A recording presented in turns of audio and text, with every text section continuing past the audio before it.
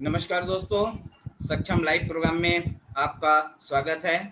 जैसा कि आप जानते हैं कि हम प्रतिदिन एक विशेष मुद्दे के साथ विशेष जानकारियों को लेकर के आप सबके बीच में उपस्थित रहते हैं।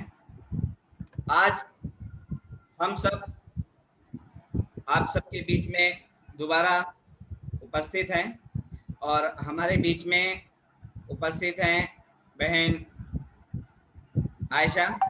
आयशा, आपका स्वागत है। नमस्कार साथियों, आप सभी का भी स्वागत है। और आज हम लोग जो जो विशेष चर्चा हम लोग करने जा रहे हैं ये सबसे महत्वपूर्ण है और हर परिवार का एक तरह से अगर हम देखें तो ये बहुत ही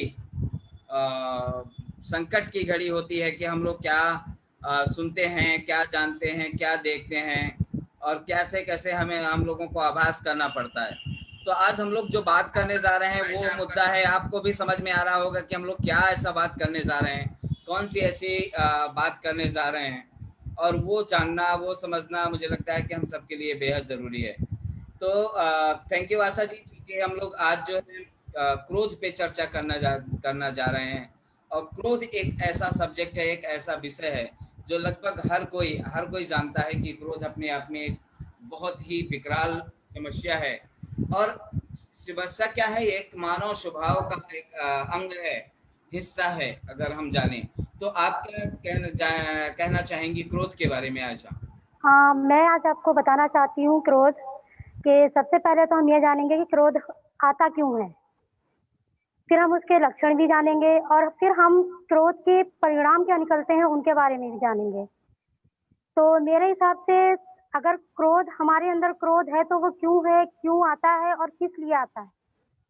हाँ, अगर हम अपना काम टाइम पे नहीं कर पाते हैं तब भी हमें क्रोध आता है।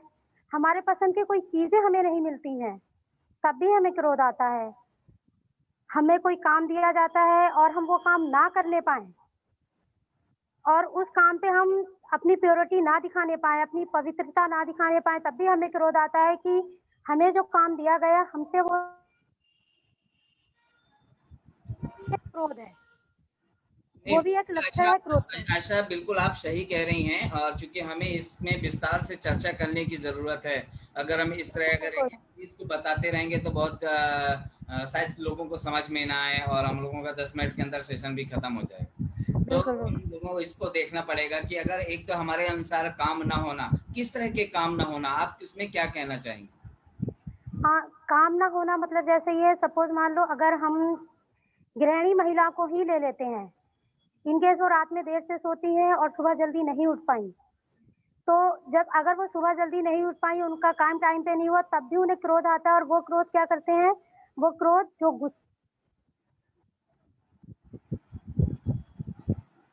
अगर हमारा काम सही पे अगर हम बात करते हैं ऑफ़िस वर्कर महिलाओं की, जो काम पे जाती हैं, जो जॉब करने जाती हैं, अगर उनका काम ही समय पर नहीं हो पा रहा है, टाइम पर नहीं हो पा रहा है, तब भी उन्हें क्रोध आता है कि उन्होंने अपना काम समय पर क्यों नहीं किया।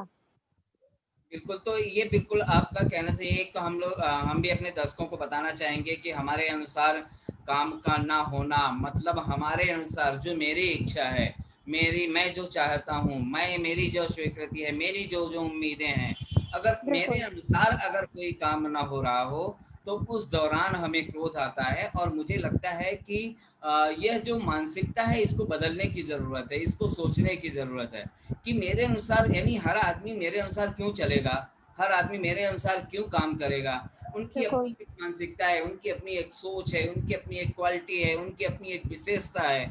और उस विशेषता को समझना बेहद ज़रूरी है कि मेरे अनुसार काम ना होना ये तो एक अलग चीज़ हो गई। काम होगा, काम वही हो, लेकिन काम का तरीका हो सकता है, अलग हो सकता है। बिल्कुल, काम का तरीका हम बिल्कुल अलग से अपना सकते हैं। इसीलिए हम कहते हैं कि चाहे वो ऑफिस हो, चाहे वो घर हो, चाहे वो परिवार हो, चाहे वो अन्य कोई काम हम लोग करने जा रहे हों, यदि हम लोग कोई भी ऐसा काम करने जा रहे हैं तो आपस में बैठ कर के उसमें डिस्कशन करना बेहद ज़रूरी है। हाँ, बिल्कुल, अगर हम आपस में एक-दूसरे के साथ डिस्कशन करेंगे और हम ये सोचेंगे कि उस काम को मैं अपने तरीके से ना करके, साथ में जो साथी बैठे हैं उनकी भी इच्छा जान के कि वो किस तरीके से इस काम को करना चाहते हैं, तो शायद वो काम हमारा जल्दी भी हो जाएगा अच्छा भी लगेगा और हमें क्रोध भी नहीं आएगा, क्योंकि हमने क्या किया, हमने वो काम को अपने जो हमारे पार्टनर्स हैं, जो हमारे सहभागी हैं, जो हमारे साथी हैं, उनके साथ मिलके हमने डिस्कशन किया, फिर हमने उस काम को एक अंजाम दिया, ताकि वो काम हमारा कंप्लीट हो जाए। बिल्कुल, बिल्कुल। इसीलिए हम आप क्या कह रहे हैं, हम आपसे बात कर रहे थे कि ये जो बेहद ज़रूरी चीज़ें हैं, यानी हमारे अनुसार काम ना होना, ये तो अपने आप में एक विचित्र बात है। और अक्सर बिल्कुल, होता है ऐसा, चूँकि हमारे अनुसार, यानी कि पति अगर घर में कहता है मुझे दाल-रोटी खाना है, और अगर दाल-रोटी, अगर अगर मिसेज़ की इच्छा है कि नहीं आज मुझे दाल-रोटी नहीं, आज मुझे सब्ज़ी-रोटी खाना है, सब्ज़ी-रोटी बनानी है, और वो अगर नहीं बनाती दाल-रोटी, तो इसका मतलब ये है कि आपस में मनमुटाव हो जाए और लड़ाई भी हो जाए। हमें दोनों बिल्कुल, देखना होगा कि हमें पूछना चाहिए, पत्नी से भी पूछना चाहिए कि आपकी क्या इच्छा है, आज क्या बनाना चाहेंगे, आपकी क्या इच्छा है। फिर अपनी भी इच्छा बतानी चाहिए कि नहीं मेरी भी इच्छा है, तो हो सकता है कि दोनों चीज़ें बन जाए। लेकिन आपने ये कह दिया आपका ये बनना है ही बनना है, मेरा ही खाना बनाया हुआ बनेगा, या मेरी ही मनपसंद की शर्ट मुझे पहननी है, आप ऐसी क्यों लेके आए। ये मुझे लगता है एक गलत अवधारणा है, गलत सोच है, उसको हमें बिल्कुल, दूर करना पड़ेगा शायद। और जितने हमारे दर्शक देख रहे हैं, मैं सबसे अनुरोध अनुरोध करूंगा कि अगर आपके अंदर ऐसी मानसिकता है, अगर आपकी ऐसी सोच है, अगर आपकी ऐसी उम्मीद अगर आप रखते हैं कि मेरे अनुसार ही काम होना चाहिए, तो शायद काम उचित नहीं है ऐसा सोचना। क्योंकि हम लोग अपने भी ऑफिस में देखते हैं, और हम लोग आपस में बैठ करके कुछ कोई भी काम होता है या किसी भी काम को करना होता है, तो आपस में डिस्कशन करते हैं, आपस में हम लोग चर्चा करते हैं, आपस में हम लोग बात करते हैं, फिर देखते हैं कि मेरे अनुसार काम कौन सा होना है, या मेरे अनुसार मैंने बता दिया कि अगर मेरा काम ऐसा ऐसा इस काम को करना है, तो सबके सुझाव आ जाते हैं, उससे एक रास्ता निकलता है, और सार्वजनिक रूप से हम लोग तय करके आगे लेके जाते हैं। तो ये बेहद ज़रूरी है। जो पहला आपने ऑप्शन बताया था कि हमारे अनुसार काम ना होना जिस कारण से गुस्सा आती है, तो ये बहुत भयावह एक विषय है, चिंता का विषय है। तो हम सबको इस बात के बारे में सोचना होगा। दूसरा आपने जो बताया था कि हमें स्वीकार नहीं करना, ये इसके बारे में आपकी क्या राय है? हम सिर्फ इसके बारे में आपसे जानना चाहते हैं। इससे मेरा तात्पर्य ये है कि अगर हमें स्वीकार नहीं करना, मतलब सपोज़ मान लो कि जैसे अभी आपने दैट्स एक एग्ज़ाम्पल दिया कि हस्बैंड को खाना है चिकन और वाइफ़ को खाना है दाल, दोनों में मनमुटाव हुआ, हमारी चीज़ें, हमारी इच्छा हमसे नहीं पूछी गई, हमें स्वीकार ही नहीं करा जा रहा है, हमारे ऊपर सिर्फ़ ज़िम्मेदारियाँ लादी जा रही हैं, ज़िम्मेदारियाँ बाँधी जा रही हैं कि नहीं तुम्हें ये करना है तो करना है। हमारी इच्छा क्या है, क्योंकि हमसे पूछा ही नहीं। ऐसे में होता ये है कि जब हमें स्वीकार नहीं किया जा रहा है, जब हमारी इच्छा मुताबिक कोई काम नहीं हो रहा है, तब भी हमें बहुत ज़्यादा क्रोध आता है। बिल्कुल, बिल्कुल। और हमें स्वीकार करने का मतलब ये होता है कि मैं यानी कि मैं अपने कोई होता है कि मैं तुम्हें पसंद नहीं करता, तुम मुझसे बात मत करो, मैं तुम्हें देखना नहीं चाहता, या मैं तुम्हें देखना नहीं चाहती। ऐसे बहुत सारे शब्द परिवार में आ जाते हैं। खासकर हम बिल्कुल। देखते हैं कि माँ-बाप अपने बच्चों के लिए भी इस शब्द को यूज़ करते हैं कि नहीं मैं तुमसे नाराज़ हूँ, मैं तुम्हें देखना नहीं चाहती, मैं तुमसे बात नहीं करना चाहती, या चाहती। हाँ, बिल्कुल, ये तो मैं आपको अपने बचपन की घटना बताती हूँ एक, हुँ, कि जभी भी मम्मी में और बड़ी मम्मी में झगड़ा होता था, तो हम जो कज़िन थे, हम आपस में बात करने के लिए तरस जाते थे। ज़रूर। क्योंकि हम बात करते थे जाके और बड़ी मम्मी वो साफ मना कर देती, मेरे बच्चों से बात करने की ज़रूरत नहीं है। हम फिर हम क्या करते थे, हम इस इंतज़ार में रहते थे कि कैसे हम मम्मी और बड़ी मम्मी का सुलह कराएँ, हुँ। ताकि वो दोनों आपस में बातें करें, तो हम भी आपस में बातें करें। देखो, तो ये एक वजह होती है, खास करके हमें स्वीकार नहीं करते, लोग हमें पसंद नहीं करते, हमें देखना नहीं चाहते, हमसे बात करना नहीं चाहते।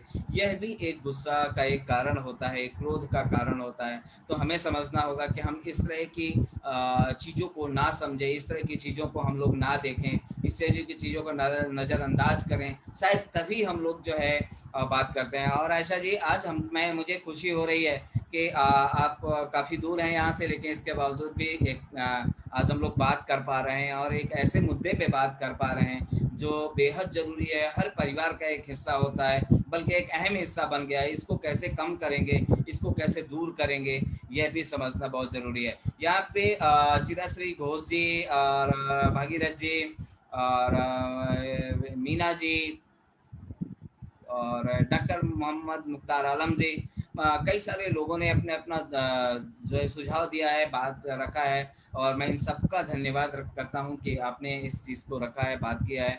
तो हम लोग इस चीज को जब बात कर रहे हैं कि क्रोध की बात कर रहे हैं, तो क्यों ना, अगर कोई हमें स्वीकार नहीं करता तो हो सकता है हम अपने अंदर भी देखें कि हमारे अंदर कौन सी कमियां हैं। कि हमें कोई क्यों नहीं स्वीकार कर रहा है, बिल्कुल। भाई हमें उन चीजों को भी देखना है। दूसरा, जो अगर मेरी ऐसी मानसिकता है कि मुझे स्वीकार नहीं करते हैं, मैं ये अगर बोलता हूँ कि मुझे तुम पसंद नहीं हो, मैं तुम्हें देखना नहीं चाहता, मैं तुम्हें यानी कि मेरे नजरों के सामने से हट जाओ, जो इस तरह के जो केसेस आते हैं, इस पे मुझे हमें अपने आप पे एक बदलाव। बिल्कुल, बिल्कुल। कई बार ऐसा होता है कि हमारे स्वभाव के कारण ही लोग हमें नापसंद ही करते हैं, हमें स्वीकार नहीं करते हैं, क्योंकि हमारा स्वभाव हमें सब कुछ हर जगह लेके जाता है।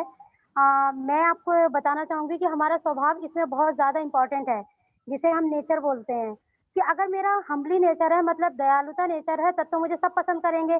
इन केस अगर मैंने गुस्से से बात कर दी, सपोज़ मान लो मैंने आज अपने स्टाफ से या अपने बच्चे से या अपने घर में अपने मम्मी-पापा से किसी से गुस्से में बात कर दी, तो वो तुरंत बोलते हैं, "अपनी शक्ल दफान करो यहाँ से।" मतलब ये भी होता है कि अगर हमने थोड़ा-सा नर्म दिली से बात किया तो हमें सब पसंद करते हैं, हमें सब स्वीकारते भी हैं। इन केस अगर हमने थोड़ा-सा गुस्से से बात कर दिया, तो होता ये है उसका रिज़ल्ट ही बिल्कुल नेगेटिव आ जाता है कि भैया अब हमसे बात करने की ज़रूरत नहीं है। और हम यही बात बताना चाहेंगे कि अगर मैं पूरे देश की बात करूं तो अपने देश में खासकर देखा जाए तो लगभग 95% ऐसे लोग होते हैं जो इस तरह की चीज़ें जो हैं उनके अंदर देखने को मिल जाती हैं कि हमारे अनुसार काम नहीं होता, या हमें यानी क्रोध लगभग लगभग सभी में होता है। और वो ये बिल्कुल, जरूरत ये है कि वो क्रोध कितना किसमें होता है, इसकी परसेंटेज कितना होता है। अगर हम क्रोध की बात करते हैं तो क्रोध तो लगभग 100% लोगों में होता है। और कहीं बिल्कुल। क्रोध हर किसी व्यक्ति के अंदर है, हर किसी को आता है, लेकिन फ़र्क सिर्फ़ इतना है कि कोई उस क्रोध पे कंट्रोल कर लेता है और कोई उस क्रोध को कंट्रोल नहीं कर पाता। और क्रोध के कारण पारिवारिक एकता यानी परिवार में भी विभाजन की स्थिति बन जाती है। आपका बिल्कुल, आर्थिक है, सामाजिक है, राजनीतिक है, व्यक्तिगत जीवन जो है वह दांव पे लग जाता है, यानी कि आपका बिल्कुल, बिल्कुल, गिर जाता है। इसलिए बेहद जरूरी है कि हम उन चीजों को बाहर। तीसरा प्रश्न आपने कहा था कि मनपसंद की सामग्री न मिलना, बिल्कुल। तो ये क्या? मनपसंद की बिल्कुल, मनपसंद की सामग्री से हमारा ये है कि सपोज़ मान लो मेरी फ्रेंड है या मेरी बहन है, उनके पास अच्छा सामान है और मेरे पास वो चीज़ नहीं है, तो मेरी भी इच्छा होती है कि उसके पास ये चीज़ है, मेरे पास क्यों नहीं है? उसने मेरे से महँगी ड्रेस पहनी है, मेरे पास क्यों नहीं है? अगर हमें हमारे पसंद की चीज़ें नहीं मिलती है, सपोज़ मान लो आज मैंने मम्मी से ज़िद कर दी कि नहीं मुझे सब्ज़ी में भिंडी खानी है, वो मेरी पसंद की चीज़ है, लेकिन मम्मी ने आलू बना के रखे, वो मुझे पसंद का नहीं मिला। उस टाइम पे भी हमें बहुत गुस्सा आता है, यार मम्मी क्या है, खानी तो भिंडी थी और आपने आलू बना दिए। बिल्कुल, तो ऐसे भी होता है हमारे साथ। बिल्कुल। तो ये बेहद ज़रूरी है कि हम लोग इन एक चीज़ों की पसंद दोनों तरफ भी हम लोगों को इस मुद्दे पे भी ध्यान देना पड़े कि मन की पसंद की सामग्री ना मिलना, इससे हमारा जो क्रोध होता है वो अभी परिवार को तोड़ता है, परिवार को कहीं न कहीं। हम कई बार ऐसा होता है कि अगर जब हमें हमारी मनपसंद की चीज़ें नहीं मिलती हैं, क्योंकि मैंने नोटिस किया है, मैंने लोगों में देखा है कि लोगों को अगर हमें हमारी पसंद की चीज़ें नहीं मिलती तो कुछ व्यक्ति तो ऐसे हैं जो मतलब उन चीज़ों को पाने के लिए गलत रास्ते पे भी चले जाते हैं। गुस्सा तो उन्हें आता ही आता है, वो गलत रास्ता भी चुन लेते हैं, वो गलत तरीके से पैसा कमाने की कोशिश करते हैं, सिर्फ़ ताकि उनकी वो इच्छाएँ पूरी हो सके, उन्हें उसके जैसा वो सोचते हैं कि अगर मेरी बहन ने ₹100 की घड़ी बाँधी है, तो क्यों ना मैं 200 की घड़ी बाँधूँ। बिल्कुल, आशा चूँकि आपका तो अनुभव इस मामले में काफ़ी ज़्यादा है, चूँकि आप लगातार बच्चों के बीच में रही हैं। कम हज़ारों बच्चों को नियमित एजुकेशन से जोड़ के देखती रही हैं। कई सारे फैमिली को एक साथ आपने देखा है, एक साथ जोड़ा है, उनकी मीटिंग, उनकी बैठकें, उनका सब कुछ। सोशल ग्राउंड जो आपका रहा है, वो बेहद सकारात्मक रहा है, जो सोशल स्तर पे आपका जो काम का नज़रिया रहा है। इसीलिए हम लोगों ने आज आपको जोड़ने का प्रयास किया है कि आपसे जुड़ कर के बहुत जी, सारी चीज़ें शुक्रिया। आप जानें और उसको समझें। साथ और ही ख़ास हाँ जी, ख़ास तौर से मैं एक बात और भी बताना चाहूँगी, जब आपने बोला, छोटे बच्चों में मैंने ख़ास तौर से ये चीज़ें देखी हैं, बड़े तो अपने आप को कर लेते हैं, लेकिन छोटे बच्चों में मैंने ये चीज़ देखी है, जब मैं फ़ील्ड पे जाती थी, जब मैं बच्चों की क्लास लेती थी, जब मैं बच्चों को पढ़ाती थी, इवन अगर किसी की नोटबुक नहीं आई है, पेंसिल नहीं आ गई है, तो बच्चों में एक जेलसी फ़ील होती है। मैंने ऐसे भी देखा है कि बहुत अच्छे क्लोज़ फ्रेंड हैं, लेकिन अगर उसे मैंने गिफ्ट में कोई चीज़ दे दी या पेंसिल दे दी, तो वो उससे नाराज़ हो जाती है। कि मैडम ने ये पेंसिल पसंद मुझे थी और दे राधिका को दी। तो ऐसे करके भी बहुत कुछ होता है। छोटे बच्चों में मैंने ख़ास तौर से ये चीज़ें देखी है। खुद मेरी बेटी मुझसे अगर उसकी फ्रेंड कुछ बैग वग़ैरह लेके आई तो मुझसे कहेगी, "मम्मी, मेरा बैग अच्छा तो है मगर प्राची का बहुत अच्छा है, आप मुझे वैसा ला दोगे?" तो ये थोड़ा लगता है कि बच्चों के अंदर ये चीज़ें आ जाती हैं।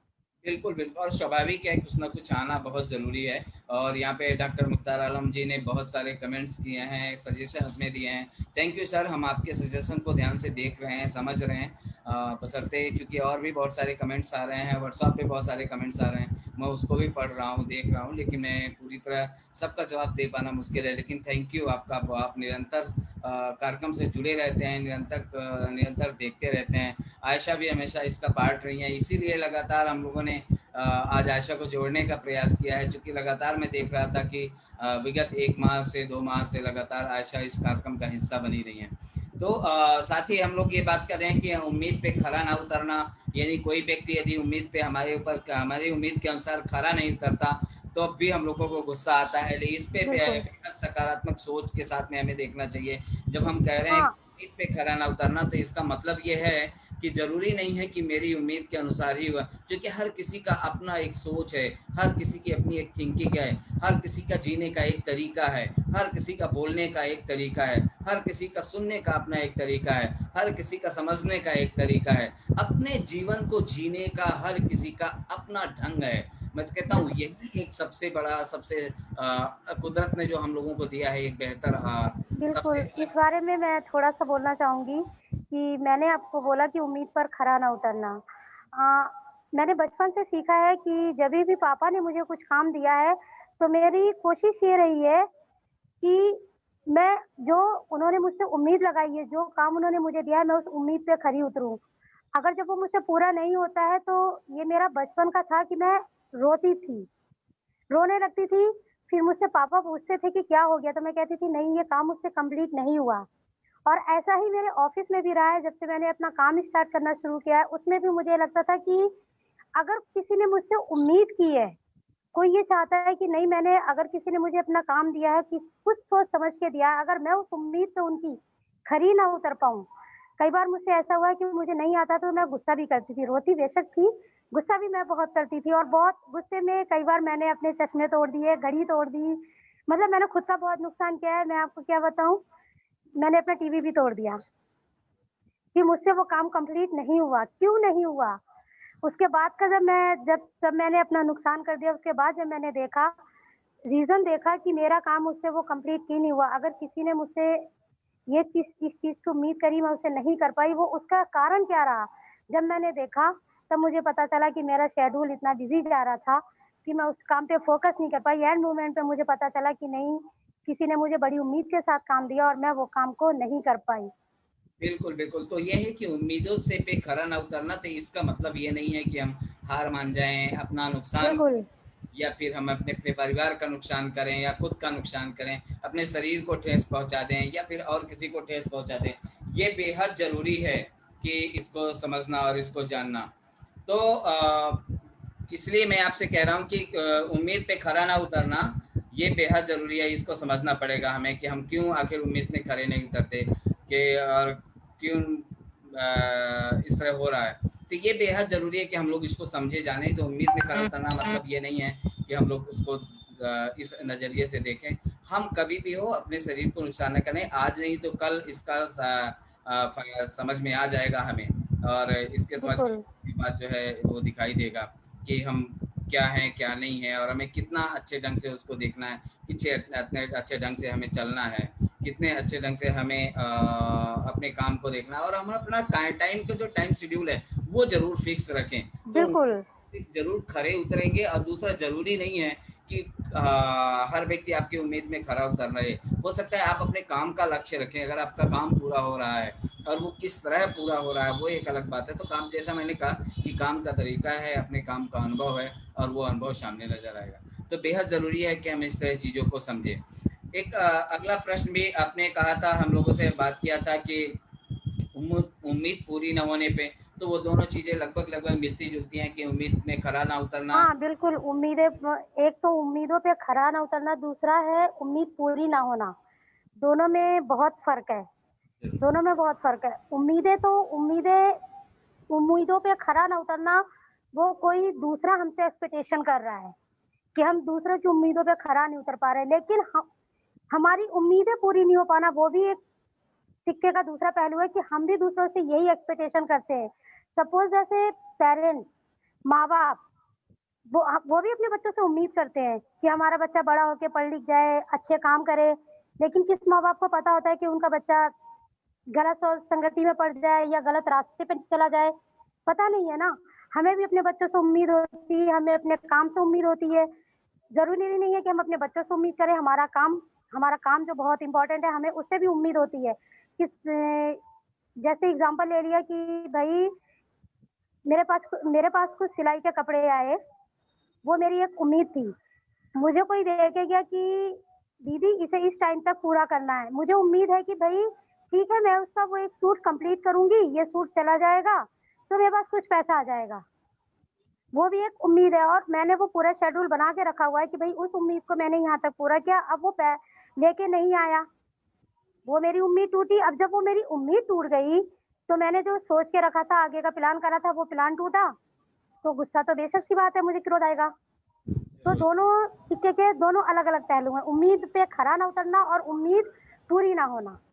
बिल्कुल बिल्कुल आयशा बहन, बिल्कुल आपने सही कहा। और हम इस चीज़ को, हमें सभी दर्शकों से निवेदन है कि क्रोध को, क्यों क्रोध आता है, आज हम उस पे चर्चा कर रहे हैं। अभी हम क्रोध के लक्षण पे चर्चा करेंगे, उसके परिणामों में भी चर्चा करेंगे। तो ज़रूरी ये है कि हम थोड़ा-सा टाइम को ध्यान में रखते हुए थोड़ा-सा हम और थोड़ा फ़ास्ट चलेंगे। हमारी अथवा हमारे मनपसंद की चीज़ कोई और ले लेता है, तब भी हम लोगों को गुस्सा आता है। और अक्सर बिल्कुल, देखा गया है कि हमारी जो मनपसंद की चीज़ें हैं या हमारा जो कुछ है, तो उसको अगर कोई और ले लेता है, कोई और उसको छीन लेता है या चोरी कर लेता है, या हमारे सामने हमें, मैं तो कई बार देखा हूँ कि जब हम दुकान में जाते हैं, कोई मेरी मनपसंद की चीज़ है और मुझे खरीदना है और मुझसे पहले कोई अगर दाम लेकर के उसको ले लेता है, तब भी लोगों को क्रोध देखा गया है। और बिल्कुल। इस पे मैं आपको बताना चाहूँगी, एक बार मैं गई थी अपने पसंद की जीन्स लेने गई हूँ, तो वो जीन्स किसी और ने खरीद ली। मैंने उससे रिक्वेस्ट किया कि ये मुझे दे दो, क्योंकि वो मुझे किसी को गिफ्ट करना है, ये मुझे दे दो और बेशक से आप दूसरी ले लेना। जब उसने बोला नहीं मैंने पसंद कर लिया है इसको, तो आप कैसे ले सकते हो? उसने मेरे हाथ से ले लिया। मुझे उस टाइम बहुत गुस्सा आया, मैंने कि मैं आपको पे करने के लिए तैयार हूँ, बेशक मुझे ये चीज़ पसंद आ गई, आप क्योंकि मुझे किसी को गिफ्ट करना है, तो आप इसके बदले क्या कर सकते हो? कह रही नहीं मैंने तो पसंद कर लिया, आप ऐसे कैसे ले सकती हो? तो उस टाइम पे भी मुझे बहुत गुस्सा आया था। और हमारे साथ ऐसा एक चीज़ को लेकर नहीं होता, कई सारी चीज़ों को लेके हो जाता है। हमारी पोस्ट को लेकर हो जाता है, हमारे खाने को लेकर हो जाता है, हमारे कपड़ों को लेकर हो जाता है।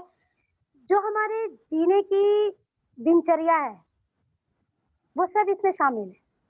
बिल्कुल, बिल्कुल, बिल्कुल आयशा जी, बिल्कुल आपने सही कहा। और हम लोग जबरन काम करवाना है, दूसरे का काम हमें दे देना, यानी कोई अगर हम किसी और को काम करते हैं और वो काम मेरे लिए दिया गया है और दूसरे का काम अगर मुझे दे दिया जाता है, तब भी एक गुस्से का कारण होता है। या ऑफिस में भी देखा जाता है, खासकर बाहर भी देखा जाता है, अपने परिवार के अंदर भी देखा जाता है। इसी तरह हमारी बात सुनना अथवा उसको ना मानना, यह भी एक ऐसी चीज़ें हैं जिसमें लोगों को क्रोध आता है। और ये दोनों तरफ से क्रोध आता है, इसलिए बेहद ज़रूरी है कि हम एक दूसरे का सम्मान करें, एक दूसरे को समझें, एक दूसरे को जानें और एक दूसरे को कहना माने। हमारे पूर्वज हमेशा हमें समझा के गए हैं कि क्या करना है, किस तरह करना है, किस तरह चलना है, किस तरह जीना है।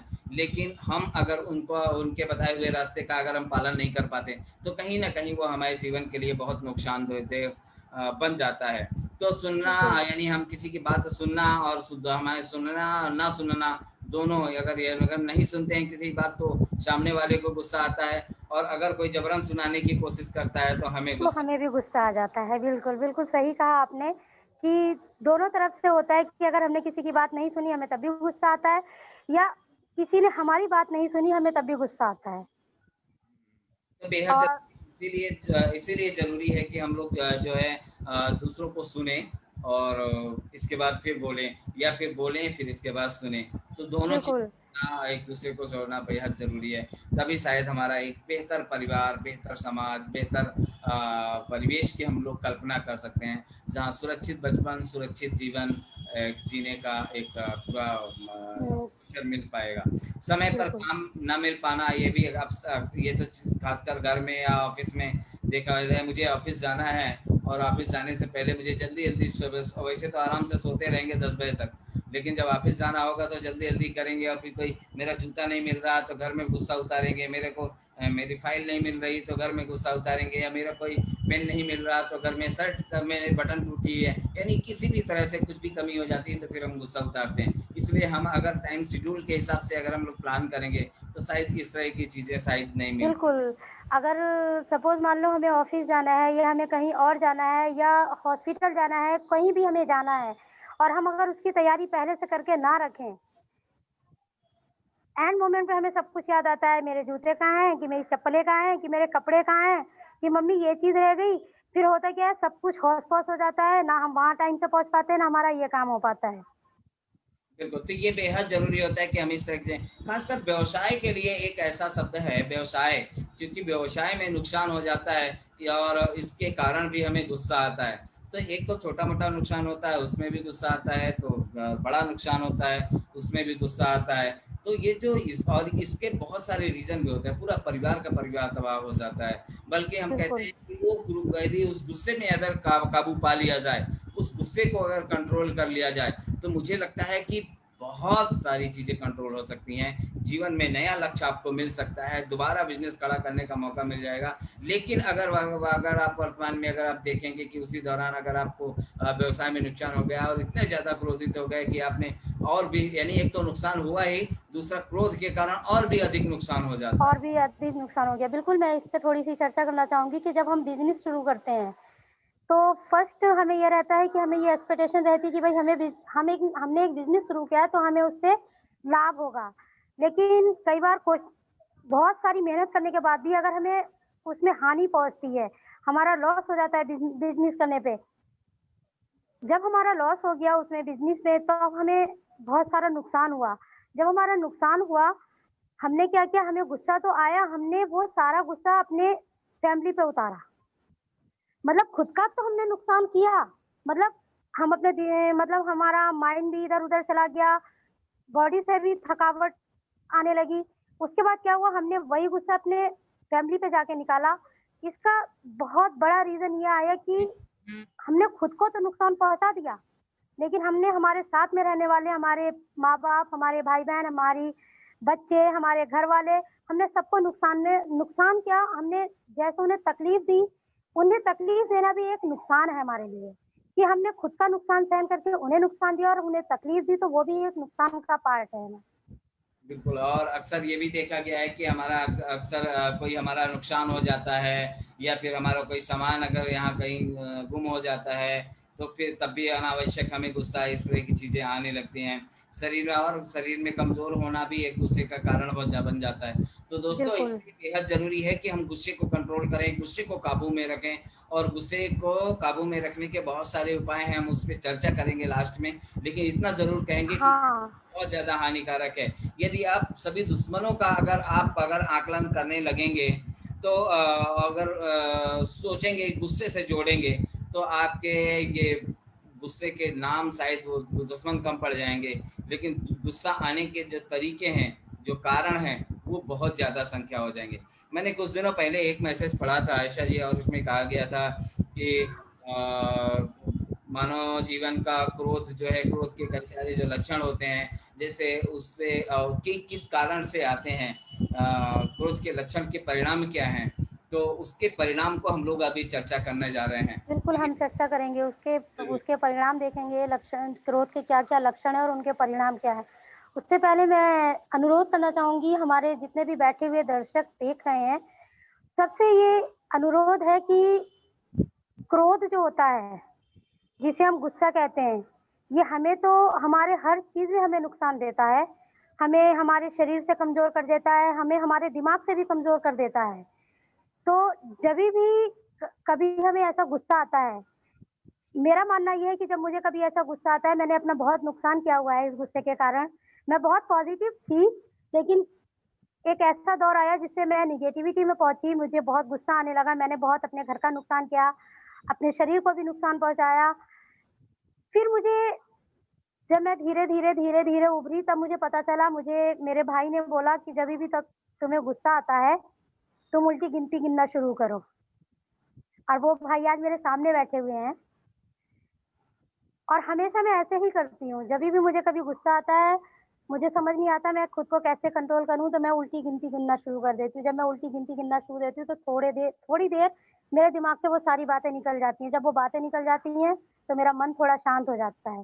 तो सभी दर्शकों से अनुरोध है कि वो गुस्सा ना करके कुछ ऐसी ट्रिक अपनाएँ कि वो अपने साथ-साथ अपने परिवार का भी ध्यान रख सकें।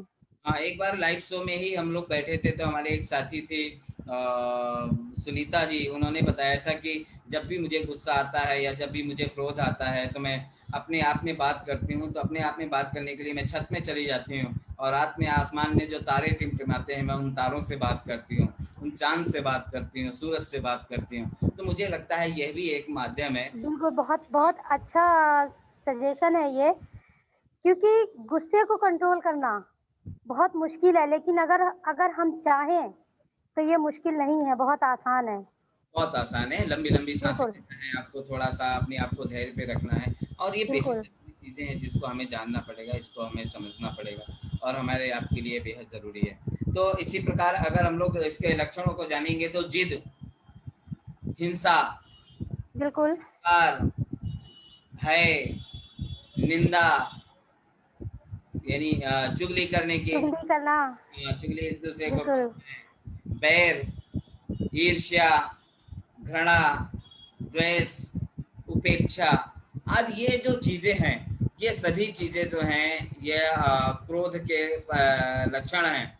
और अगर बिल्कुल, आपको ऐसा लगता है, कोई अगर आपका कहता है कि आप जो है इस तरह की चीजें एक्टिविटी कर रहे हैं यानी आप जिद्दी ज्यादा हो रहे हैं, तो आपको समझना पड़ेगा कि जिद जो है ये क्रोध का एक कारण है, उसका लक्षण है जो सामने नजर आ जाता है। जो जिद करता है समझो उसे गुस्सा आ रही है लगातार। बहुत बिल्कुल, हाँ, जो हिंसा, तो जिद पे तो आपने देखा होगा बच्चे तो बहुत जिद्दी होते हैं आयशा जी, क्योंकि बहुत मेरी बेटी भी बहुत ज़िद्दी है, समझा है। बहुत ज़िद्दी है। क्योंकि ज़िद ज़िद एक ऐसी चीज़ है, एक बच्चे सबसे पहले तो हमारे बच्चे ही हमसे ज़िद करते हैं और वो किसी भी एक छोटी से छोटी, बड़ी से बड़ी चीज़ को लेके बैठ जाएँगे, चाहे वो उनकी उन ये हमें भी पता है कि उस ज़िद में उनकी खुशी है। लेकिन जब हम वो ज़िद करते हैं, मेरी बेटी का तो मानना ये है कि वो रोना शुरू कर देती है। वो इतना गुस्सा करती है, पहले मुझे बोलेगी, फिर उसके बाद रोना रोना शुरू कर देगी, फिर थोड़ा शांत हो जाएगी। तो ज़िद जो है, हमें कहीं न कहीं एक गुस्से का एक लक्षण है कि जब हम ज़िद करना शुरू कर देते हैं, हमारी ज़िद पूरी नहीं होती है, तो हमें ज़ाहिर-सी बात है कि गुस्सा आता ही आता है। हिंसा भी एक ऐसा ही शब्द है, वो थोड़ा-सा आप बता। हाँ, और बच्चों की जिद बड़ी प्यारी होती है। बच्चों की जिद भी अगर बच्चा जिद ना करे, अगर कान्हा अगर यशोदा से जिद ना करता, तो शायद उसका नाम इतना ना होता। तो जिद बिल्कुल, कहीं बिल्कुल। न कहीं एक प्यार भी है और बच्चों की जिद तो छोटे बच्चों की जिद तो बहुत प्यारी होती है। और ज़िद भी हम उससे ही करते हैं जो जिसे हम अपना समझते हैं, हाँ, जिनसे लेकिन हम लेकिन जब बड़ा अगर जिद करता है, तो फिर वो जो चिंता की विषय वो है। वो चिंता का विषय है कि अगर कोई बड़ा ज़िद कर रहा है और वो अपने उस पे ज़िद किए जा रहा है, तो वो एक सोचने सोचने की बात है। वो एक बहुत बड़ी चिंता है कि एक बड़ा व्यक्ति हमसे ऐसी ज़िद कर रहा है तो क्यों? तो हमें उसकी ज़िद पूरी ना करके हमें उसकी ज़िद को वो देखना चाहिए कि आखिर वो उसने ज़िद क्यों तो क्यों की? बिल्कुल, तो वही है कि जिद की जो बहन है, वो क्रोध की बहन है, वो जिद है। बिल्कुल, जिद का जो भाई है, वो हिंसा है। जो बिल्कुल, अहंकार बिल्कुल। है, वो उसका चचेरा भाई है। जो भय है, वो उसका दोस्त है। यानी ये बिल्कुल, चीज़ें इस तरह करके हमने पढ़ा था, तो मुझे भी सोचने के लिए मजबूर कर दिया था कि कहीं न कहीं ये सब चीज़ें हैं, ये हमारे लिए, आपके लिए, सबके लिए, हम सबके लिए नुकसानदायक होती है। अहंकार एक ऐसा शब्द है जो जिद से जुड़ा हुआ है और बिल्कुल। गुस्से से जुड़ा हुआ एक शब्द है अहंकार। अहंकार पे आपका क्या कहना है आशा जी? क्योंकि आपने तो बहुत सारे अहंकारों को झेला होगा। बिल्कुल झेला है, बहुत सारे अहंकारों को झेला है, अपने बच्चों के साथ झेला है, अपने साथियों के साथ झेला है, अपने स्टाफ के साथ झेला है और आज भी झेल रही हूँ। अहंकार मतलब एक ईगो, जिसे हम ऐसे सोच लें कि हमारे अंदर जो अहंकार आ गया, मतलब मेरे साथ ऐसा हो रखा है कि मैं बहुत आगे पहुँच गई, तो वो मेरा एक उसे मैंने अभिमान ना देख के मैंने अहंकार देख लिया कि भैया मुझे ये चीज़ मिल गई तो मेरे अंदर घमंड आ गया। वो एक अहंकार है। मेरे साथियों को मुझसे अच्छी वो मतलब मेहनत मैंने की, एक पूरा मैंने प्रोजेक्ट तैयार किया, वो प्रोजेक्ट का रिज़ल्ट मुझे ना मिल के मेरे साथियों को मिला, वो भी एक अहंकार में आया। क्योंकि अहंकार एक ऐसा शब्द है कि जब हम धीरे-धीरे उन्नति करते हैं, तो कहीं न कहीं हमारे अंदर ईगो आ जाता है और जब हमारे अंदर अहंकार आने लगता है, तब हम अपने लक्ष्य से भटकने लगते हैं। फिर हमें क्रोध आना शुरू होता है, जब हमें क्रोध आने लगता है, तो अहंकार से शब्द ऐसा है।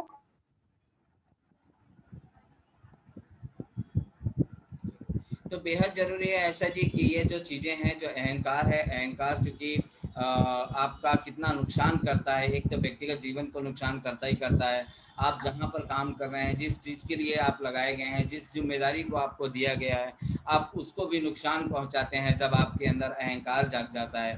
जब आपके अंदर बिल्कुल, अहंकार जाग जाता है, तो आपका परिवार जो है, परिवार में भी थोड़ा-सा मनमुटाव बन जाता है और आपका जो एक व्यक्तिगत जीवन है, सुखमय जीवन का जो एक वो है, वो भी कहीं न कहीं बाधित हो जाता है। तो अहंकार बिल्कुल। कई मायनों में हमारे जीवन के लिए बहुत नुकसानदायक है, इसलिए अहंकार नहीं करना चाहिए। घमंड एक ऐसी चीज़ है कि एटीट्यूड जो है वो अगर नेगेटिव स्तर पे अगर है, तो मुझे लगता है कि वो बहुत नुकसानदायक होता है और इसके लिए हम इसमें हाँ, हम बिल्कुल ये बोलेंगे एटीट्यूड भी 2 तरीके के होते हैं, एक पॉज़िटिव और एक नेगेटिव।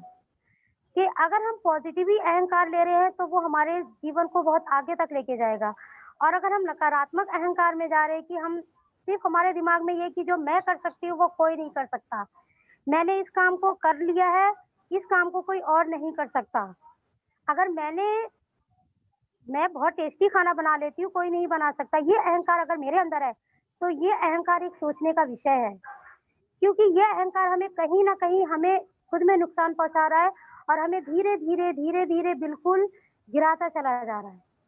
बिल्कुल, तो अहंकार कहीं न कहीं एक पतन का एक कारण भी बन जाता है और बिल्कुल, एटीट्यूड और उसमें दोनों थोड़ा-सा अंतर है, इसलिए उसको समझना ज़रूरी है। डर भी एक बहुत ग्रोथ बिल्कुल, का एक बिल्कुल, कारण भी होता है और डर मुझे लगता है कि जो भय होता है, वो उस भय से हमें निकलना होगा और वो ये भय सिर्फ़ कुछ देर के लिए दिखने के लिए होता है। अगर हम भय से अगर निपट गए, यानी हमारे अंदर का जब डर समाप्त हो जाता है, तब जाकर के हम पूरी तरह पुरुष बन जाते हैं और एक तरह से देखा जाए तो हर चुनौतियों से लड़ने का जो जज्बा होता है, जो साहस होता है, वो भय को गायब हो जाने के पास होता है। तो भय भी कहीं न कहीं एक क्रोध का एक लक्षण होता है। बिल्कुल, बिल्कुल।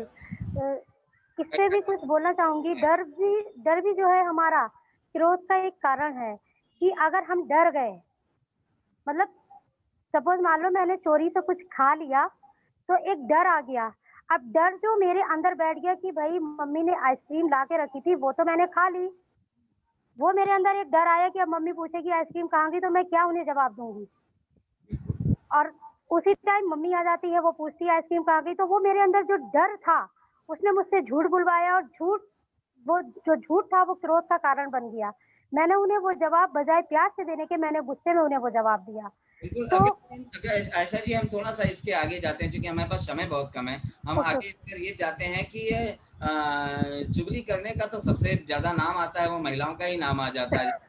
लेकिन मैंने पुरुषों को देखा है चुगली करते हुए, तो ऐसा नहीं है कि पुरुष चुगली करने में आगे नहीं होते और ये तो मानो यानी कि पुरुष जो है अपनी कमियों को छिपाने के लिए ख़ासकर ये मेरा अपना मानना है कि पुरुष भी चुगली लेकिन बिल्कुल, बिल्कुल लेकिन मुझे हाँ, लेकिन मुझे ऐसे लगता है कि जहाँ पे हम किसी की बुराई करते हैं, अगर हमने किसी की बुराई की है या किसी की चुगली की है, उसके अंदर हमने कहीं न कहीं अपने अपनी गलती को छुपाने की कोशिश की है, अगर हमने किसी की बुराई की है। अगर हम किसी की चुगली कर रहे हैं, इट मीन्स अपने आप की गलतियों को छुपा के हम किसी की चुगली कर रहे हैं। लेकिन ये ज़रूर है कि मुझे ऐसा लगता है कि चुगली करने वाला व्यक्ति काम चोर ही होता है। अक्सर जो काम नहीं करता है या खाली समय में बैठा रहता है, उसके पास और कोई काम नहीं है, तो इधर-उधर बैठ कर के चूँकि उसके दिमाग शैतान का होता है और शैतानी दिमाग बिल्कुल, बिल्कुल, कि जो एक उसका एक कारण होता है और इसको भी समझना बेहद ज़रूरी है। इसलिए हमें जो है अपने काम को बेहतर बनाने के लिए लोगों को सुझाव ज़रूर लेना चाहिए, लोगों से चर्चा करना चाहिए, लेकिन किसी और के बारे में चुगली नहीं करना चाहिए, किसी और के बिल्कुल, चर्चाएं नहीं करना चाहिए, क्योंकि वह कहीं ना कहीं नुकसानदायक होता है। शायद ये मेरा अपना मानना है, आप क्या कहते हैं इसको? मेरा भी बिल्कुल यही मानना है कि हमें किसी की चुगली नहीं करनी चाहिए। कि कई बार ऐसा नहीं है कि हमने किसी अपनी बुराई छुपाने के लिए, कई बार ऐसा होता है कि हम किसी के काम को गलत साबित करने के लिए भी चुगली करते हैं।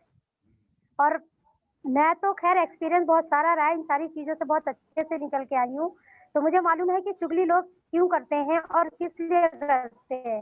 खासकर जहाँ पे लोगों को अपना बेनिफिट दिखाई दिया, वहाँ पे लोगों ने चुगली करनी शुरू कर दी। अच्छा, कि खासकर लेकिन ऐसा नंदे जो नहीं है करना चाहिए। भाभी की चुगली करती हैं, आपने कभी किया है? नंदे जो हैं बिल्कुल भी नहीं किया। खासकर नंदे। अगर अगर मैं आपको ये बोलूँ कि मैंने अपने अगर मैं आपको ये बोलूँ कि तो शायद आप यकीन नहीं करेंगे, ना दर्शक यकीन करेंगे कि मैंने कभी अपने भाई से भाभी की चुगली की है। हाँ, ये ज़रूर है कि भाभी को बचाया बहुत बार है भाई से। भाई की चुगली भाभी से कर दी है, लेकिन भाई से नहीं। नहीं, ऐसे कैसे कर सकती हूँ? वो भी मेरे जीवन का एक पार्ट है। मैं अपनी भाभी की चुगली करके खुद के पैर पे कुल्हाड़ी थोड़ी मारनी है। ये तो मैंने मजाक के लिए बात किया था, सॉरी इसके लिए। लेकिन फिर बिल्कुल। मैं भी मज़ाक में थी। ये जो इसके बाद ईर्ष्या का जो उसका जो लक्षण है वो ईर्ष्या भी है। ईर्ष्या यानी ईर्ष्या द्वेष से जो हम लोग काम करते हैं वो भी है। अगर हम घृणा की बात करें तो घृणा भी एक ऐसा रूप है हमारे अंदर जो ईर्ष्या का ही एक इसका एक पार्ट है। द्वेष की भावना करें या हम उपेक्षा करें किसी की, तो यह भी जो है क्रोध का एक लक्षण है, जिसको हमें जानना बेहद जरूरी होता है, जिसको हमें समझना बिल्कुल, जरूरी होता है। कि तो अगर हम नफ़रत करते हैं तो वो भी नफ़रत हम क्यों कर रहे हैं? हम किसी से घृणा क्यों कर रहे हैं? हम किसी से नफ़रत क्यों कर रहे हैं? हमें नहीं करना चाहिए, क्योंकि अगर हमने नफ़रत करनी शुरू कर दी, इट मीन्स हमारे अंदर कहीं न कहीं गुस्सा भरा हुआ है। अगर हमारे अंदर गुस्सा है, तो वो क्यों है? हमने नफ़रत की तो क्यों की? हमने किसी से घृणा की तो क्यों की? पहले हम अगर ये सवाल हम खुद से कर लें, तो शायद हम सामने वाले व्यक्ति से घृणा ना करें, नफ़रत ना करें, उसकी बातों को समझें। क्योंकि अधिकतर हम नफ़रत किससे करते हैं? कोई हमसे जो आगे बढ़ रहा होता है, या किसी ने हमसे बहुत अच्छा करके दिखा दिया, या हमें हमारी चीज़ें नहीं मिलती है, किसी ने हमसे कुछ ले लिया, तभी भी हम उससे नफ़रत करते हैं। भाई एक और भी बात है आयशा जी, हमने अक्सर देखा है, खासकर राजनीतिक उसमें मैं थोड़ा सा ध्यान दिलाना चाहूँगा। एक होता है विचारवाद, तो किसी विचारवाद तो अच्छी चीज़ है कि ठीक है, मैं महात्मा गांधी के विचारों को फॉलो करता हूँ, ये मैं गौतम बुद्ध के विचारों को फॉलो करता हूँ, या मैं स्वामी विवेकानंद जी के विचारों को फॉलो करता हूँ, वो एक अलग बात है और वो एक ठीक भी है। लेकिन ये पार्टीवाद जब आता है, जातिवाद जब आता है, इस तरह की जब चीजें आ जाती हैं, तो यह भी क्रोध और दुश्मनी का एक कारण बन जाती है। मेरा अपना मानना है, मैंने देखा है कि मैं अगर किसी पार्टी को फॉलो करता हूं तो मैं उसकी बाकी उसकी बुराई नहीं सुन सकता, भला ही लास्ट लाख बुराइयां हैं अगर उसमें, लेकिन मैं उसकी बुराई नहीं सुन सकता। यह देखने को सुनने को ज्यादा मिलता है। इसके बारे में आपकी क्या राय है, क्योंकि आपने तो हर मुकाम को देखा है, देखा समझा। बिल्कुल, इस पे भी मैं आपको बोलना चाहूँगी कि अगर हम पॉलिटिशियन में नहीं भी हैं, फिर भी कुछ कांग्रेस को पसंद करते हैं, कुछ बीजेपी को पसंद करते हैं। हालाँकि ना कांग्रेस हमें खाना देने आ रही है, ना हमें बीजेपी खाना देने आ रही है। हमें हमारी जितनी भी इच्छाएँ हैं, सारी खुद पूरी करनी है। जब हमें खुद पूरी करनी है, लेकिन जैसे ही टॉपिक अगर 2-4 लोग बैठे हों और पार्टी का छिड़ जाए, तो बीजेपी अलग नज़र आती है, कांग्रेस नज़र आती है।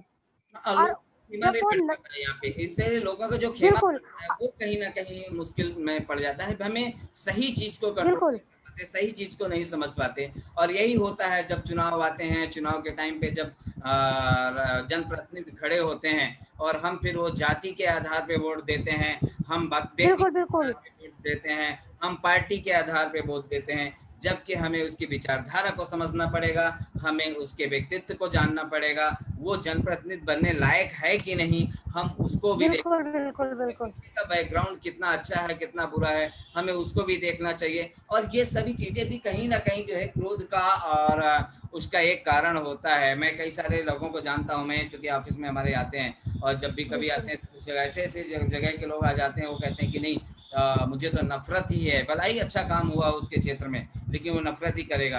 और जिस जो कुछ ऐसे भी आ जाते हैं कि भला ही लाख बुरे काम कर रहे हो या कोई काम ना हो रहा हो, लेकिन आके कहते हैं नहीं नहीं नहीं, हमारा तो भाई हमारा अपना निगम पार्षद है या हमारा अपना एमएलए बिल्कुल, है। बिल्कुल, बहुत अच्छा काम किया है। ऐसे-ऐसे बोलते हैं, लेकिन जहाँ तक देखा जाता है जब ये पॉलिटिशियंस की बात आती है, तो पॉलिटिशियन तो अलग होते हैं लेकिन जहाँ तक हमारी जनता है, वो आपस में ही झगड़ा करना शुरू कर देती है। और सबसे ज़्यादा जब हमारे झगड़े होते हैं वो जाति-पात को लेकर होते हैं। बिल्कुल, और उसका कोई पेड़ नहीं होता, कोई जड़ नहीं होती, कोई ज़्यादा उसका वो नहीं होता, लेकिन इसके बावजूद भी होते रहते हैं। तो हमें इन चीज़ों से बचना होगा, तभी जाकर के हम और बेहद अच्छा समाज की तरफ बढ़ाएँगे। बिल्कुल, तो बिल्कुल। इसके जो परिणाम हैं, अगर क्रोध आता है आपका, तो उसके क्या परिणाम होते हैं? मैं उसके बारे में थोड़ा-सा जानना चाहूँगा कि 2-4 चीज़ें आप बताइए कि उसके क्या परिणाम, बिल्कुल, कैसे, यानी कि जब क्या परिणाम होता है ऐसा? सबसे रिज़ल्ट। पहले जब हमें क्रोध आता है तो हमें बहुत ज़्यादा जब गुस्सा आने लगता है तो सबसे पहले ऐसा होता है मेरे साथ ऐसा है कि मुझे भूख नहीं लगती। मैं अपना मानना दे रही हूँ, कई लोगों को मैंने देखा है कि बहुत ज़्यादा जब गुस्सा आता है तो खाते हैं, खाना खाते हैं, लेकिन मेरा मानना ऐसा है कि भूख नहीं लगती, हमें हमारी पसंद की चीज़ रखी होती है, जब हमें गुस्सा आता है हमें वो अच्छा नहीं लगता और सबसे बड़ा जो होता है कि हमारा शरीर, वही कमज़ोर हो जाता है। गुस्से का बिल्कुल। सबसे सबसे मूल जो कारण है वो ये है कि हमारा शरीर कमज़ोर होने लगता है। बिल्कुल, ये जो आपने कारण बताया कि भूख ना लगना, तो बिल्कुल अगर गुस्सा आएगा तो स्वाभाविक है। जो भी कहते हैं कि बहुत कम ऐसे लोग होंगे कि बहुत ज़्यादा गुस्सा आता है तो खाना खाते हैं। लेकिन मेरा ऐसा मानना है कि गुस्सा जब आती है तो व्यक्ति खाना नहीं खाता है, और अच्छा, उसका अपने मनपसंद का खाना भी उसे पसंद नहीं आता। खाना अच्छा ही नहीं लगेगा उसे, खाना खाने में भूख ही नहीं लगती है उसे। दूसरा, शारीरिक रूप से कमज़ोर हो जाता है व्यक्ति, और शारीरिक रूप से अगर कमज़ोर हो जाएगा तो ये निश्चित है कि जब आपको भूख नहीं लगेगी, जब भूख नहीं लगेगा आपको खाना नहीं अच्छा लगेगा, जब आपको खाना नहीं अच्छा लगेगा तो आपका शारीरिक रूप से आप कमज़ोर हो बिल्कुल, जाएँगे। बिल्कुल, जब बिल्कुल। आप शारीरिक रूप से कमज़ोर हो जाएँगे तो आपकी सोच तब शक्ति कमज़ोर हो जाएगी, आपकी आर्थिक जीवन आपका कमज़ोर पड़ जाएगा, आपका पारिवारिक जीवन पारिवारिक जीवन में उथल-पुथल मच जाएगा। यानी एक व्यक्ति, आप मैं उदाहरण के लिए बता रहा हूँ, जब एक व्यक्ति बीमार होता है ना, तो पूरा परिवार बीमार हो जाता है। बीमार पड़ जाता है, बिल्कुल, बिल्कुल सही बताया आपने कि जब एक व्यक्ति बीमार पड़ता है, तो उसका हर्जाना पूरा परिवार भुगतता है। परिवार को भी करता है। तो इसलिए क्रोध को काबू में रखना बेहद ज़रूरी है। हम जब बिल्कुल, क्रोध में आ जाते हैं तो कुछ भी किसी को बोल देते हैं, या किसी के ऊपर हाथ उठा देते हैं, या मार-पीट करने लगते हैं। तुरंत जो है गुस्से पे आकर के हाथापाई करना चालू कर देते हैं, और उसके बहुत बुरे परिणाम होते हैं। हमें कई बार जेल जाना पड़ता है इसके लिए। बिल्कुल, बिल्कुल, बिल्कुल। आजीवन कारावास भी हुआ है, कई लोगों को हमने देखा है। तो क्रोध के कारण जो है इस तरह की जो चीज़ें होती हैं वो कहीं न कहीं ज़्यादा नुकसानदायक होती हैं।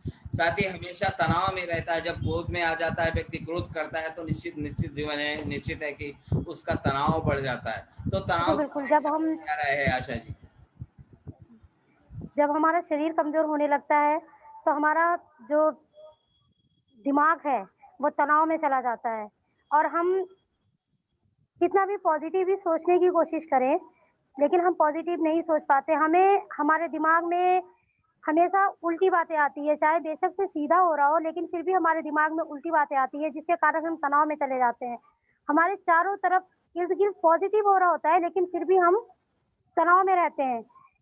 क्रोध का सबसे बड़ा लक्षण तो ये है कि जो परिणाम हमारा है, सबसे बड़ा परिणाम ये है कि हम तनाव में जब हम धीरे-धीरे तनाव में रहना शुरू कर देते हैं, चिड़चिड़ापन करना शुरू कर देते हैं, बस हमें क्या होता है कि बस हमारी जो बातें होती हैं, वो मतलब के थ्रू होती हैं, उसके बाद हमें अगर हमसे कोई प्यार से भी बात कर रहा होता है, तो हम उसका बहुत ही गुस्से में अजीब-सा मुँह बना के चिड़चिड़ापन करके जवाब देते हैं। हाँ, आज से 2 साल पहले मुझे याद है, 2-3 साल पहले जब आप मुझे एक बार हम लोग मिले थे मेट्रो में, तो ऐसे ही कुछ बात आई थी, तो आपने भी ऐसे ही बोला था कि लगता है कि मैं इसकी जान ले लूँ।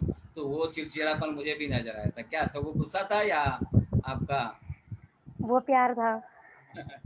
चलो, अच्छा है। तो ऐसा भी होता है, ऐसा भी हम लोगों ने सुना है। तो लेकिन एक और भी बात है कि सिर दर्द जो बना रहता है, अक्सर लोगों के पास में कहते हैं सिर दर्द बना है, तो वह भी गुस्सा और तनाव का एक कारण है, यानी कि डिप्रेशन में आदमी जाता है, जिसके बिल्कुल, कारण सिर दर्द बना रहता है।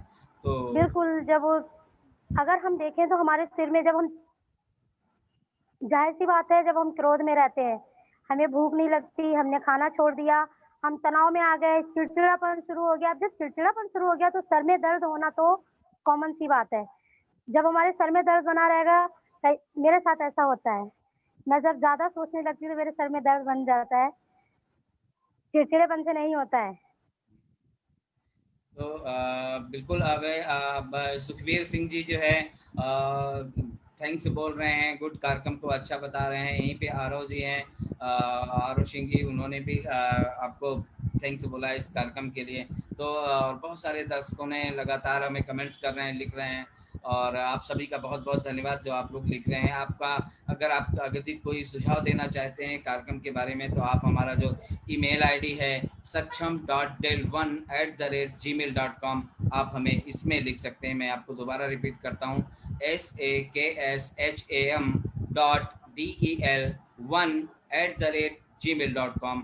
आप इसमें हमें मेल कर सकते हैं। आप हमें व्हाट्सअप भी कर सकते हैं। हमारा व्हाट्सअप नंबर है 9311248880। मैं दोबारा दोहराना चाहूँगा नंबर, आप नोट कर सकते हैं, 9311248880। आप इस नंबर पे हमें व्हाट्सअप भी कर सकते हैं या फ़ोन भी कर सकते हैं। तो इस तरह के जो चीज़ें हैं, आगे हम लोग बात करते हैं। घर के आय के रास्ते में जो अवरोध उत्पन्न होते हैं, वो भी एक कारण हो जाता है। लक्षण है कि जब घर की आय रुक जाती बिल्कुल, है। बिल्कुल, बिल्कुल, मैं इस टॉपिक पे थोड़ा-सा बोलना चाहूँगी कि जब हम क्रोध में आ जाते हैं, क्योंकि सारे लक्षण तो हमें ऑलरेडी नज़र आ रहे हैं। जब हम शरीर से कमज़ोर हो गए हैं, अब अगर हम शरीर से कमज़ोर हो गए तो हमारे परिवार की जो अ, आय है, इनकम जिसे हम बोलते हैं, वो इनकम भी कहीं न कहीं इसका एक इफ़ेक्ट पड़ता है कि वो इनकम भी कहीं न कहीं हमारी कम होने लगती है। क्योंकि अगर हम पॉज़िटिव सोच नहीं पा रहे हैं, तो हम इनकम को कैसे आगे बढ़ाएँ? बिल्कुल, और कहते हैं चिंता चिता के बराबर होती है। बिल्कुल, बिल्कुल। चिंता जो है वो कहीं न कहीं एक चिता का रूप ही ले लेती है, और वो क्रोध जब होता है, जब आगे और भी आपका क्रोध बढ़ता जाएगा, धीरे-धीरे आप डिप्रेशन पे जाएँगे, आप बीमार हो जाएँगे, और आपका पारिवारिक जीवन जो है वो उथल-पुथल मच जाएगा, और उस आपका पारिवारिक जीवन का जो एक खुशहाल परिवार की जो कल्पना करते हैं, वो कहीं न कहीं गायब हो जाएगी। तो कभी कुछ बोलता भी है, तो मुझे लगता है कि अगर पॉजिटिव बोलता है या कोई नेगेटिव बोलता है, तो उसकी सहन शक्ति अपने अंदर इतनी बनानी चाहिए हमें कि हमारा पूरा परिवार जो है खुशहाली के साथ में एक साथ रहे और जाने। परिवार में कलह हो कलह को हमें रोकने के लिए इस तरह के उपाय बेहद ज़रूरी है कि हमें कुछ चीज़ें सुनना चाहिए, कुछ चीज़ें सुन करके भी अनसुना कर देना चाहिए। अगर हमें लगता है कि यह कलह उत्पन्न करने वाली बातें हैं, अगर हमें लगता है कि इस बातों से कलह पैदा हो जाएगा, या हमें लगता है कि इस तरह की बातों से और भयानक स्थिति पैदा हो सकती है, तो उसमें बिल्कुल, जब हम गुस्से में होते हैं तो सबसे ज़्यादा भुगतना हमारे परिवार को पड़ता है। परिवार में लड़ाइयाँ शुरू हो जाती है और गुस्से में हम वो अपशब्द यूज़ कर जाते हैं, जिससे हमारी दूरियाँ बनने लगती हैं। चाहे वो हमारा समाज का हो या हमारे परिवार में हो, क्योंकि गुस्से में इंसान वो कुछ बोल जाता है, जो शायद उसे नहीं बोलना चाहिए। और जब हम एक बार हमने किसी को गलत शब्दों का प्रयोग कर दिया गुस्से में, सपोज़ मान लो मेरी बहुत अच्छी फ्रेंड है, मेरी बेस्टीज़ है और मैंने उसे गुस्से में मैं गुस्सा तो हूँ, मैंने उसे गुस्से में उस बेचारी की कोई गलती नहीं बट मैंने उसे गुस्से में कुछ बोल दिया, वो शब्द उसे चुभ गए। मैंने उसे गलत ही बोला, हालाँकि वो मेरी अपनी है, शायद वो मुझे समझ पाए लेकिन उस टाइम क्या होता है, उस टाइम वो मुझे नहीं समझेगी। गलत शब्द 4 मैंने बोले तो 2 उसने भी बोल दिए। अब जब हमने गलत शब्दों का प्रयोग जहाँ पे कर लिया, वहाँ पे हमारी दूरियाँ ज़ाहिर-सी बात है कि वहाँ पे हमारी दूरियाँ बनने लगती हैं और जब हमारी दूरियाँ बनने लगती हैं, तो इस गलत शब्दों के ही प्रयोग से वो कहते हैं ना कि एक बार जब धनुष से बाण निकल जाती है, तो वो वापस नहीं आती। ऐसे ही हमारी ज़ुबान से जो बातें निकल जाती हैं, वो वापस नहीं आती। जब वो वापस नहीं आती, वो कहीं न कहीं इंसान को चुभ जाती हैं और हमारे रिश्ते, बहुत अच्छे रिश्ते हमारे फिर खराब होने लगते हैं। बिल्कुल कहते हैं तीर कमान से या बात जुबान से निकल जाती है तो वापस नहीं आती। तो बिल्कुल। बिल्कुल ये बिल्कुल सच है, और इस फिर तरह हम के हमारे बिल्कुल, फिर हम कितना भी कोशिश कर लें अपने रिश्तों को बचाने के लिए, लेकिन कहीं न कहीं शायद वो रिश्ते फिर वापस नहीं आते। एक शायद रहीम का दोहा है, रहीमन धागा प्रेम का, ऐसे करके कुछ है, मैं बचपन में याद करती थी, अभी मुझे याद नहीं है, टूटे तो गाँठ पड़ जाए। बिल्कुल, बिल्कुल सही बात आपने कहा है, चूँकि हमारा जो पारिवारिक हमारी जो दूरियाँ हैं वो बन जाती हैं, हमारे परिवार में रिश्तों में दरार पड़ना चालू हो जाती है, मानसिक विकास में कमी आ जाती है, और सिर्फ़ आपके मानसिक विकास में कमी नहीं आती, फिर आपके बच्चों के भी मानसिक विकास, बिल्कुल, बिल्कुल, बिल्कुल। आपकी पत्नी के भी मानसिक विकास में कमी आती है। आपके इर्द गिर्द रहने वाले लोग हैं, जो कि आपकी निगेटिव ऊर्जा जब आपके शरीर से निकलती है तो वो कहीं ना कहीं एक ऐसा माहौल बना देती है कि आस पड़ोस में भी आपके बारे में चर्चाएं होने लगती हैं, और कहीं ना कहीं उनके घर में भी कलह होने लगती है। तो हमें यदि अपने आप को साथ साथ अपने परिवार को, आस पड़ोस के माहौल को शांत करना है, तो हमें खुद को बदलना होगा, सबको एक साथ लेके चलने की आदत डालनी होगी, गुस्से को काबू में डालना होगा, गुस्से को पीना होगा। और जो हमारे ऋषि मुनि हमेशा कहते चले आ रहे हैं, जो हमारे दोस्तों ने कहा है कि जब भी कभी गुस्सा आए तो एक गिलास ठंडा पानी पियो, एकांत में बैठो बिल्कुल और ओम का उच्चारण करो, या आप जो भी अपने इष्ट को मानते हैं आप उसका ध्यान लगा करके बैठो, आंख बंद करो, थोड़ा सा लंबी सांसें लो, छोटी छोटी अनुलोम विलोम करने की कोशिश करो। साथ ही जो है आप जैसे हमारी एक दोस्त ने कहा था, हमारी एक साथी ने कहा था कि हम रात में जाके तारों से बात करते हैं, आसमान में सूर्य चंदा से बात करते हैं, तो हम भी, आप भी, हम लोग ऐसा कर सकते हैं। और अक्सर मैंने भी बात किया है कभी आसमान में खड़े हो करके, और जब खड़े हो जाते हैं तो तारों से अपनी बातें करते हैं, तो वो एक अनुभव ही अलग, वो भी एक अनुभव एक अलग होता है, उसका भी एक अलग रिजल्ट निकलता है, उसका भी एक अलग जो है सुख अपने आप को महसूस होता है। तो थैंक यू आशा जी, आज इस प्रोग्राम में शामिल होने के लिए बहुत बहुत धन्यवाद। हम आपके आभारी हैं, और साथ ही हम अपने दर्शकों के भी आभारी हैं कि दर्शक भी हमारे काफ़ी देर से लगातार हम इस कार्यक्रम से जुड़े हुए हैं, लगातार देख रहे हैं, सुन रहे हैं, तो उनको भी, उनका भी बहुत बहुत आभार है। मैं भी आपका शुक्रिया अदा करना चाहती हूँ कि आपने मुझे इस प्रोग्राम में बुलाया। काफ़ी मेरी इच्छा थी कि मैं आपके साथ बैठ के इस प्रोग्राम में बैठूँ, और आज आपने वो मेरी इच्छा पूरी कर दी। बहुत-बहुत शुक्रिया आपका। कोरोना काल में तो हम लोग एक साथ मिल नहीं सकते, दूर से ही काफ़ी बिल्कुल, अच्छा है, लेकिन आपके इस भाई बहन का जो मिलन है वो आज दूर से ही सही लेकिन हो गया। तो हो अच्छा गया, लगा हमें बिल्कुल। आपसे मिल करके, आपसे बातें करके, आपसे जो जानकारियाँ मिली हैं, जो लोगों में गई हैं, वो जो आपका संदेश गया है वो बेहद सकारात्मक संदेश गया है। और मुझे लगता है कि जो सुनेगा क्रोध पे ज़रूर काबू करने की कोशिश करेगा, क्योंकि क्रोध विनाश का कारण है।